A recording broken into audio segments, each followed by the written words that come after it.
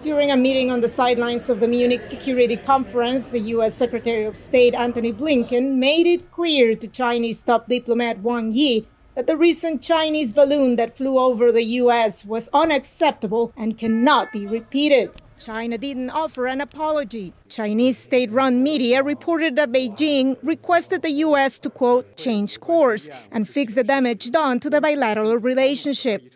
Another matter of concern was raised by Blinken during the high-level encounter. China has been engaged in providing rhetorical, political, diplomatic support to Russia, but we have information that gives us concern that they are considering providing lethal support to Russia in the war against Ukraine. And it was important for me to share very clearly with Wang Yi that this would be a serious problem. As the anniversary of the Russian war on Ukraine approaches, Blinken also spoke on ABC about the Ukrainian requests to have fighter jets and long-range missiles. What we should not do, any of us, is to focus or get fixated on any particular weapon system. You have to make sure that Ukrainians are trained on the systems that are being provided. But to defeat Russian President Vladimir Putin, a series of actions should be taken quickly. Republican Senator Lindsey Graham argued on ABC's This Week. You beat him by giving the Ukrainians the military capability to drive the Russians out of Ukraine. You label Putin's Russia as a state sponsor of terrorism.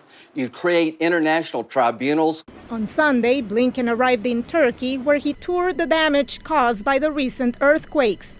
He announced an extra $100 million in U.S. aid to Turkey and Syria.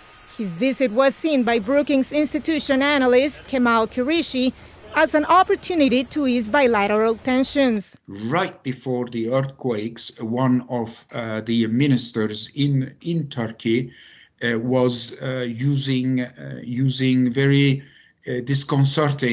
discouraging language towards the United States. In particular, I think this re-engagement may offer opportunities for some room for cooperation to emerge. Blinken's ongoing European trip will also include a stop in Greece, where he is expected to discuss defense cooperation and launch the U.S.-Greece strategic dialogue on February 21st. Veronica, Balderas, Iglesias, VOA News, Washington.